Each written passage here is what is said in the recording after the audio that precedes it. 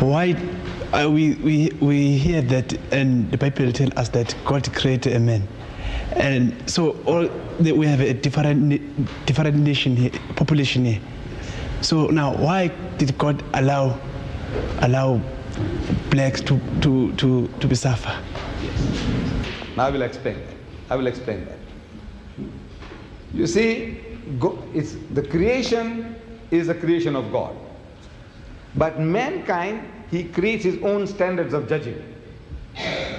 Like, for example, we are told by certain groups of churches that the black people of the earth are the children of Ham. You see, Noah, you heard the name Noah, after the flood. In the Genesis chapter 9 you read, Noah, after the flood, him and his 3 sons, Sam, Ham and Japheth, they started growing grapes. And from the fruit of the vine, they fermented the wine. And Noah drank too much. And he was lying naked. I'm reading this from the book of Genesis, chapter 9. And out of his 3 sons, Sam, Ham and Japheth, Ham saw his father's nakedness. Sprawled out on the ground naked. And it was a big joke for him. So he laughed.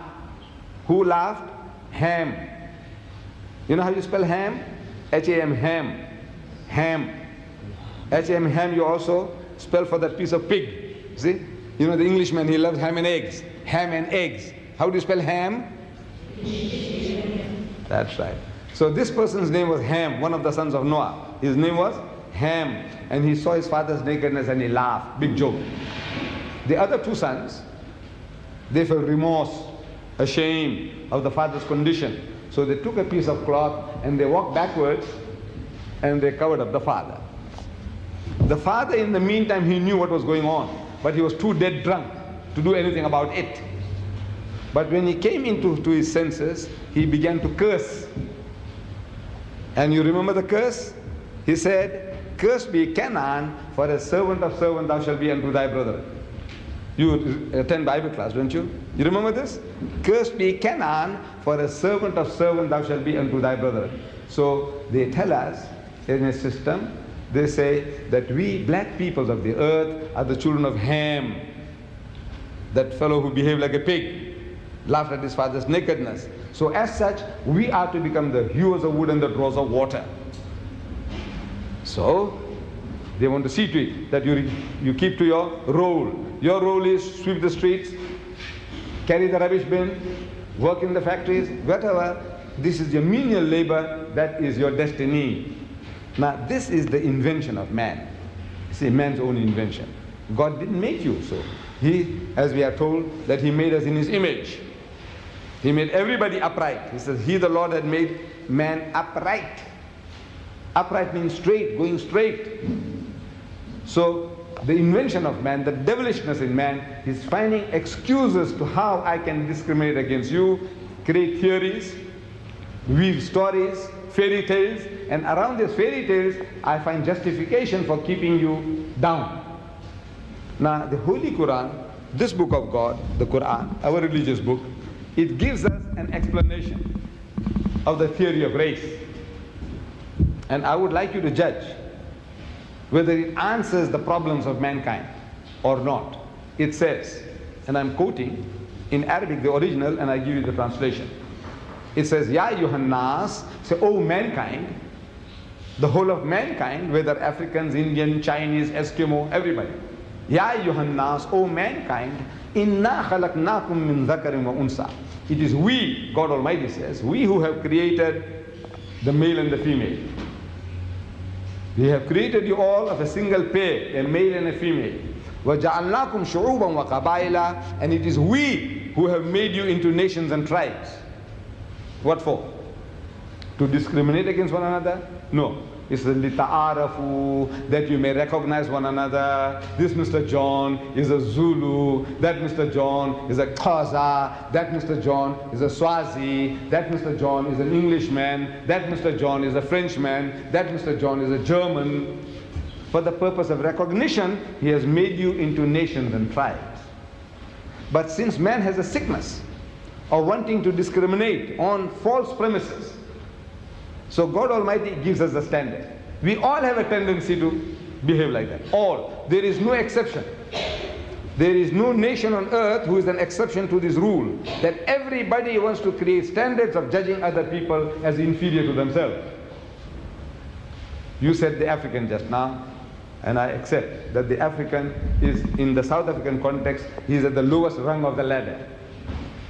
Economically, educationally, in the professions, he is at the bottom rung. That we have to agree. But now among the Africans, we have Zulus.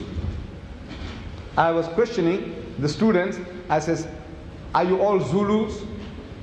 The majority way. Some said no, she is a Xhosa. Somebody said something Tswana. But now the majority of the people that are here in this institute are Zulus. Am I right? Right. Now ask the Zulu.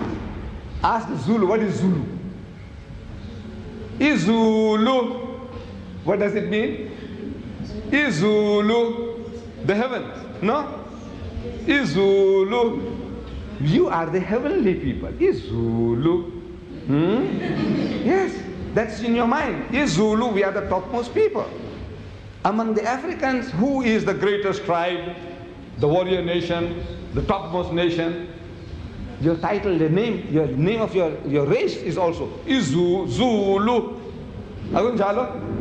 Izulu. And what about the others? What do the Zulu say? Isilwane. Am I right? What does it say about the others? The Xhosa, the Swazi, the Tswana. What are they? Isilwane. No, this is the nature of man. Everybody. The Arab said, I'm the Arab, means we are the eloquent people, and the rest of the world is Ajam, meaning dumb. The Jews said, we are the children of God, and the rest of them are Gentiles.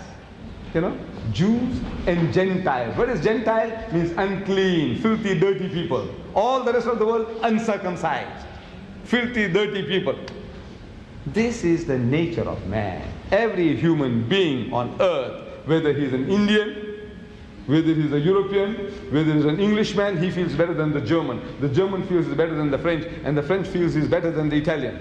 So this is the nature of man. So God Almighty, He gives us a standard. See, since man has the sickness of creating false standards for himself, this Creator, God Himself, He gives us a standard of judging between people. And the judgment is, it says, Inna akramakum indallahi atqakum. So most certainly, the noblest in the sight of God is he who is the best in conduct.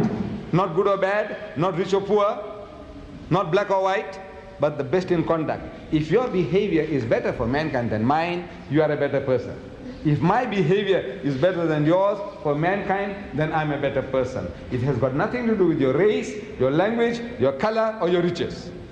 This is the standard as given by God Almighty in the Holy Quran, standard of judging between one and another. Your behavior, your conduct, your good behavior. Any other question?